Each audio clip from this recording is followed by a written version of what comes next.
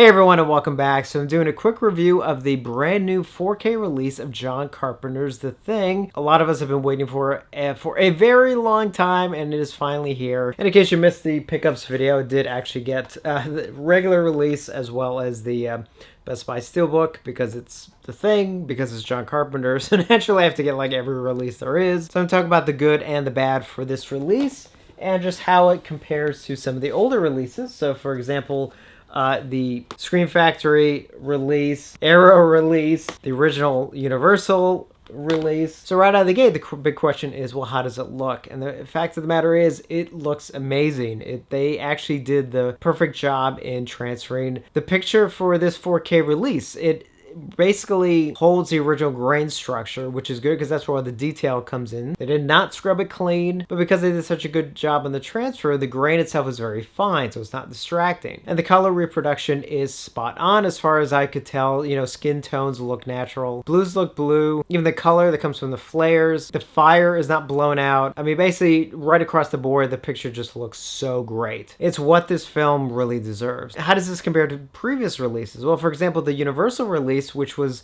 an HD master, but it was created for the DVD, so it suffered a lot of things that they did to HD masters at the time for DVD, which means it had a lot of noise reduction applied, but also had sharpening applied as well to sort of offset that. You know, the color spectrum was very limited. I mean, especially by today's standards, it's just not a good transfer. And then you had the Scream Factory release, which was a nice release. The problem with that one is that it was just completely oversaturated and sort of, I think the contrast was boosted too high and some of the colors were a little bit too intense. And then you had the Arrow release, which was fine. The only problem with that one is that it sort of went the other way. It was a little bit too muted as far as it came to colors and contrast. Now, each of these transfers sort of had their benefits and everything, but the fact of the matter is, as is usually the case, the proper image, in my opinion anyway, sort of was between the two. And indeed, I think that's what actually we have here in this release. It's not overly saturated, but it's not muted. You know, it actually has sort of what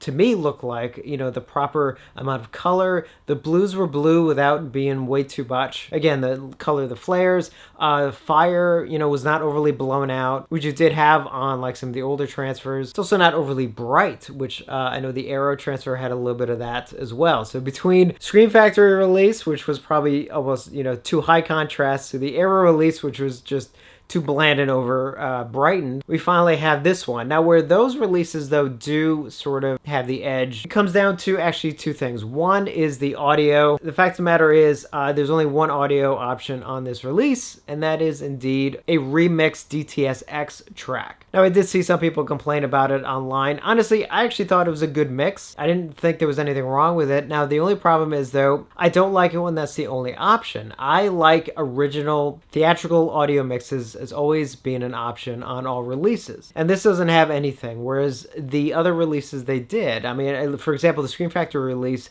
had the 5.1 remix from a couple years ago, the original stereo mix, as well as a 4.1 mix that was created from the original 70mm surround mix. So, I mean, you had a lot of really great options, none of which are present here. So that is unfortunately a negative. And obviously the extras, now that's not surprising. I wasn't expecting any extras to be on this release. Now, we do have the Universal extras, I should say. So we do have that really great making of documentary, which has been around for a long time because it is so old. It goes back to, I think, the late 90s maybe. It's in standard definition, so it is on the 4K disc in its entirety, and it does have some outtakes as well as the theatrical trailer, and it does have the commentary track with John Carpenter and Kurt Russell. And what I like also is that they are on the 4K disc. You know, some of the studio releases, you know, they're putting extras only on the Blu-ray and not on the 4K disc, but luckily Universal, for the most part, I think tends to do that on a lot of their 4K releases. Now, obviously, all the extras that were created for the Scream Factory release and the Arrow release, they're not on this release, obviously, because those were created specifically by those companies for their own releases, and Universal is obviously not going to spend the money to license them. Now, is this the ultimate release of The Thing? No, I mean, you would basically have to take like all those releases and sort of jam them together, and then yeah, you Frankenstein them, and there you would probably have like the ultimate release of the thing. Now, as far as picture quality goes, yes, this is in fact the ultimate release, and even though it does only have the DTS-X track, it is still a good track, and it does again port over the older Universal extras. Now, is this getting? Yeah, obviously, especially if you're a John Carpenter fan, if you're a fan of the thing, I mean, I can't recommend this release enough just for the picture alone. But again, this is a studio release, so it is going to be around a while. And if honestly, if the slipcover doesn't really mean much to you, then you may even want to just wait for a sale. I guarantee you, you wait a little bit longer, and you probably find it probably for around like $15 or something. Now, anytime when you get John Carpenter in 4K, that is definitely a day to celebrate. And at least on one level, this is definitely a release worth celebrating. So just my quick thoughts on the new 4K release of The Thing. If you picked it up, definitely let me know your thoughts. And as always, thank you for watching, and I will see you on the next one.